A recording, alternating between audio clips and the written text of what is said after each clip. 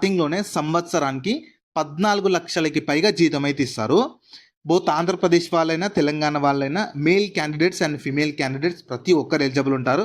మీకు ఎలాంటి ఎక్స్‌పీరియన్స్ అవసరం లేదు కాబట్టి నేను ఇదే వీడియోలో జాబ్స్‌కి సంబంధించిన ఫుల్ డీటెయిల్స్‌తో పాటు అప్లికేషన్ ప్రాసెస్‌ని కూడా చెప్తాను కాబట్టి మీరు వీడియోని మాత్రం ఎక్కడ కూడా స్కిప్ చేయకుండా లాస్ట్ వరకు చూసి ఇంట్రెస్ట్ అండ్ ఎలిజిబిలిటీ ఉన్న వాళ్ళు ఆపర్చునిటీని మాత్రం ఖచ్చితంగా యూటిలైజ్ అయితే చేసుకోండి. సో ఫస్ట్ ఇంపార్టెంట్ డేట్స్ చూడండి. 26 ఏప్రిల్ 2025 నుంచి 19th మే 2025 వరకు మీరు ఆన్లైన్లో అప్లై చేసుకోవాలి. మీకు సింగిల్ ఎగ్జామ్ కండక్ట్ చేసి సెలెక్షన్ చేస్తారు. ఆ ఎగ్జామినేషన్ కూడా మన ఓన్ స్టేట్లోనే కండక్ట్ చేస్తారు. మీకు ఎప్పుడు అయ్యా అంటే మే లేదా జూన్ మంత్లో కండక్ట్ చేస్తారంట. ఎగ్జామ్ ఆన్లైన్ ఎగ్జామ్లో వచ్చేసి మే లేదా జూన్ మంత్లో కండక్ట్ చేస్తారు. ఆ ఎగ్జామ్ డేట్ కంటే ఒక 10 days ముందు మీకు ఈ కాల్ లెటర్ కానీ హాల్ టికెట్ కానీ మీకు వీళ్ళ అఫీషియల్ వెబ్సైట్లోనే అప్డేట్ చేస్తామని చెప్తున్నారు. అండ్ వాళ్ళు ఇక్కడ ఒక సో మీకు ఇంకా అప్లికేషన్ అనేది 19th మే వరకు ఉంది కాబట్టి నేను మళ్ళీ చెప్తున్నాను, ఇదే వీడియోలో అప్లికేషన్ ప్రాసెస్ కూడా చెప్తాను కాబట్టి మీరు వీడియోని మాత్రం ఇంకా లైక్ చేయకుండా చూస్తే వీడియోని లైక్ చేసి స్కిప్ చేయకుండా ఎండ్ వరకు చూడండి. అండ్ మీకు ఏజ్ లిమిట్కి కానీ క్వాలిఫికేషన్ కానీ ప్రతి దానికి కట్ ఆఫ్ డేట్ వచ్చేసి 31st మార్చ్ 2025 ఉంటుందంట. సో ఆ డేట్ లోపు మీకు ఏజ్ కానీ అంటే మినిమం 18 years ఏజ్ కానీ అక్కడ ఉండాల్సిన క్వాలిఫికేషన్ కానీ అవన్నీ కంప్లీట్ అయి ఉండాలి 31st మార్చ్ 2025 లోపు.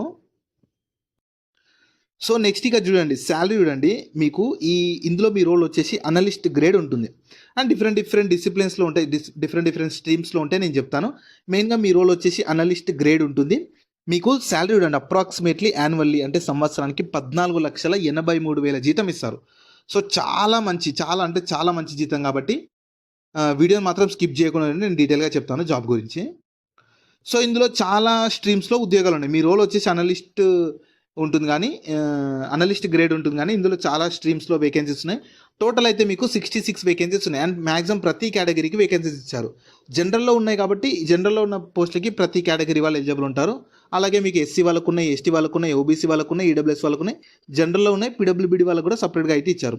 ఇక్కడ అన్నీ తెలిసినాయి కానీ ఓబీసీ అంటే చాలామంది కన్ఫ్యూజ్ అవుతారు. ఓబీసీ అంటే సెంట్రల్ గవర్నమెంట్ జాబ్స్ కాబట్టి బీసీఏ, బీసీడీ అందరూ ఓబీసీ కిందకే వస్తారు.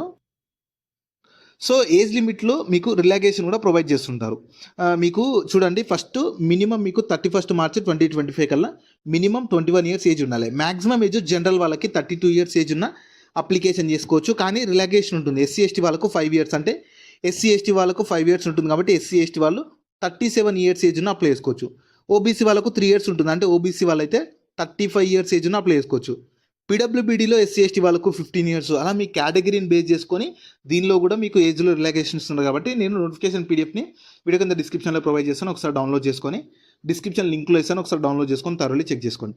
అండ్ బిట్వీన్ బాండ్ డేట్స్ కూడా ఇచ్చారు.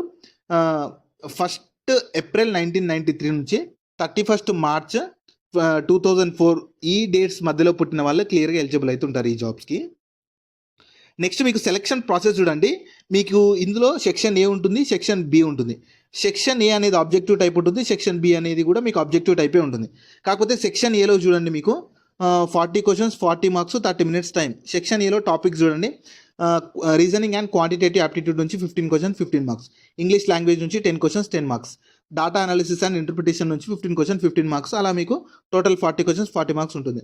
తర్వాత సెక్షన్ బిలో మీకు ప్రొఫెషనల్ నాలెడ్జ్ నుంచి క్వశ్చన్స్ అడుగుతారు, అంటే డిసిప్లిన్ ఏ క్వాలిఫికేషన్ ఉంటే ఆ క్వాలిఫికేషన్ని బేస్ చేసుకొని అలా మీకు అంటే మీకు ప్రొఫెషనల్ నాలెడ్జ్ నుంచి 40 questions 60 marks, సబ్ టోటల్ బీలో వచ్చేసి 40 questions 60, అంటే టోటల్ మీకు అంటే దీనిలో మీకు 40 questions 60 marks, దీనిలో మీకు 40 questions 40 marks, టోటల్ మీకు 80 questions 100 marks ఉంటుంది.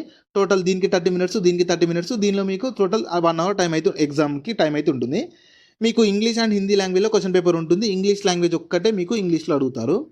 తర్వాత మీకు ఈచ్ క్వశ్చన్కి 5 options ఇస్తారు. అలాగే మీకు 1/4 నెగిటివ్, అంటే 0.25 నెగిటివ్ ఉంటుంది. అంటే మీరు 4 తప్పు పెడితే మాత్రం ఒకటి రైట్ పెట్టే ఛాన్స్ కూడా తప్పు అయిపోతుంది కాబట్టి 100% తెలిసినవే అటెంప్ట్ చేయడానికి ట్రై చేయండి. తర్వాత మీకు ఎగ్జామినేషన్ సిటీస్ చూడండి. తెలంగాణ వాళ్ళకైతేనేమో మన హైదరాబాద్ లొకేషన్లో కండక్ట్ చేస్తారు. ఆంధ్రప్రదేశ్ వాళ్ళకైతేనేమో విజయవాడలో కండక్ట్ చేస్తారు. సో మన ఓన్ స్టేట్లోనే కూడా ఎగ్జామ్ కండక్ట్ చేసి సెలెక్షన్ చేస్తున్నారు కాబట్టి నేను క్వాలిఫికేషన్ కూడా చెప్తాను, స్కిప్ చేయకుండా చూడండి. సో క్వాలిఫికేషన్ ఇందులో చాలా డిఫరెంట్ స్ట్రీమ్స్ ఉన్నాయి కదా, డిఫరెంట్ స్ట్రీమ్స్కి డిఫరెంట్ క్వాలిఫికేషన్ ఉంది.